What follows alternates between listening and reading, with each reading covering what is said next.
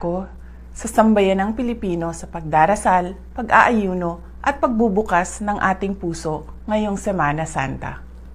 Ito ay mahalagang pagkakataon upang pagnilayan natin ang banal na pag-aalay ng buhay ni Jesus upang iligtas tayo sa ating mga kasalanan. Magsilbisa ng ilaw sa atin ang sakripisyo ni Jesus at patatagin natin ang ating pananampalataya sa mga panahong tayo ay nagiging mahina, nawawalan ng pag-asa o punong-puno ng pasanin, galit at mga hangaring lumaban sa ating kapwa. Habang dumaranas ang bayan ng matinding pagsubok at lalong lumalalim ang pagkawatak-watak, ang Kwaresma ay paanyaya para sa panahon ng paghilom, pagbabalik loob at pagbabalik tanaw sa mga pinahalagahan nating mga Pilipino, malasakit, pananampalataya at pagkakaisa.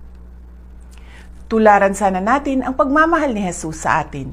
Ituro ito, palaganapin ito, at gamitin ito sa ating pagsusulong at pagpapalakas ng mga komunidad na nananampalataya, nagsisilbi sa kapwa at sa bayan.